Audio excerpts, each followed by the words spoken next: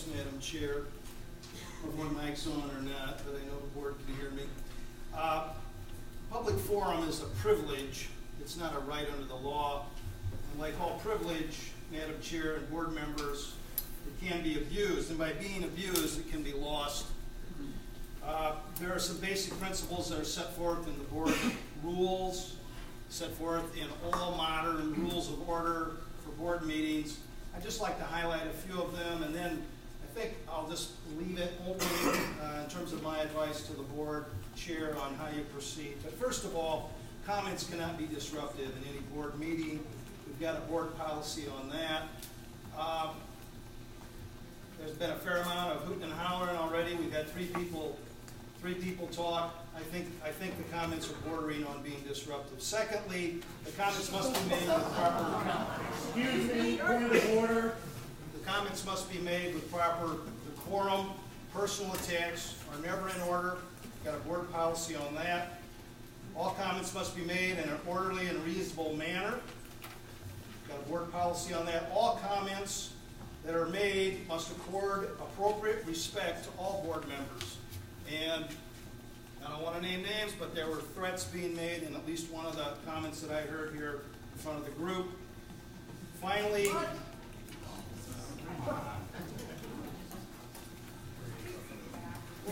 let me put it this way. I think if people have reasonable comments to make on the record in a brief period, that's allowed for public forum, that are respectful, that accord fairness and decorum to the members of the board and the administration, I think those comments are fine. But if there's no more of those comments, I would recommend, Madam Board Chair, that public forum be called to a halt at this point. You have the right to do that under the board rules. As we move on to get to the agenda in this meeting. Yes, money will buy anything.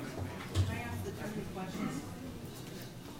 If they won't listen to us in a public forum, how are we supposed to express our displeasure?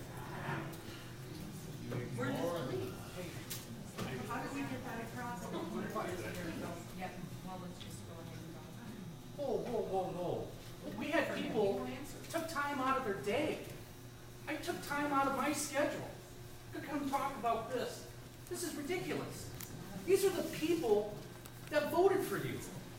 These are the people that stood up and said, hey, you know what, only 15 other people are going to go and vote, but I'm going to go vote. I voted. I want my say. I'm not going to degrade you guys. I'm not going to degrade anybody here. Then go ahead, Darren, and speak.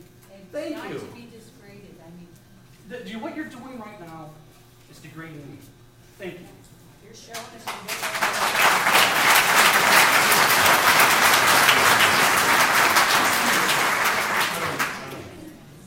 I don't have a teleprompter, so hopefully this will come out right.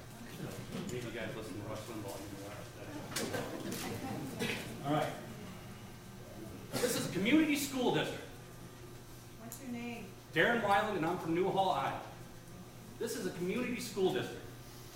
Everyone here has an investment in this district, whether it be their students or their taxpayer dollars. All right? We need to stop looking like this. We got to look at the whole picture. We cannot let differences split this community. We can all live in different towns, but that's what makes us so big, literally. I mean, we have different races, creeds, religion, everything in here. And we're all sitting here because something's happening in our school. Now, I think that's great. I think that's absolutely great. To degrade a school board member who decided to run, you know what, that's your personal opinion. You know, you can share that with other people, but don't stand here and degrade it. But if you're a parent, parent your kids. Don't just, all right, I'm going to send them to school. The school can parent. The school hands down the punishment. Guess what? If my kid got in trouble, he don't have to worry about what the school board's going to do to him. He's going to have to worry what I'm going to do.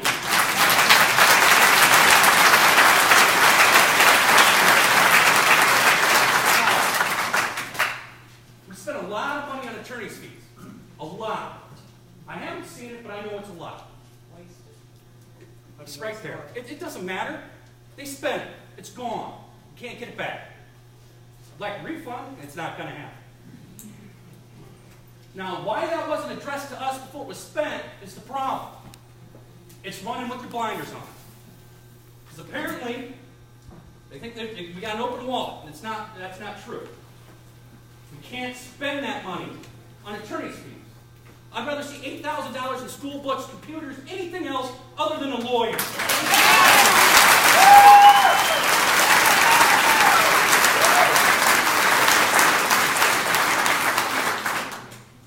How many voted in the school board election? How many did? Great. That's 3/4 of the people. Everybody else really don't have a say, except for their taxpayers' money. We got to stop running with blinders on, people. We got to go out and vote for who's right for us. We don't need people who have personal agendas and axes to grind. We need people who are going to represent the people of the communities that form Bend community. That's it. That's it.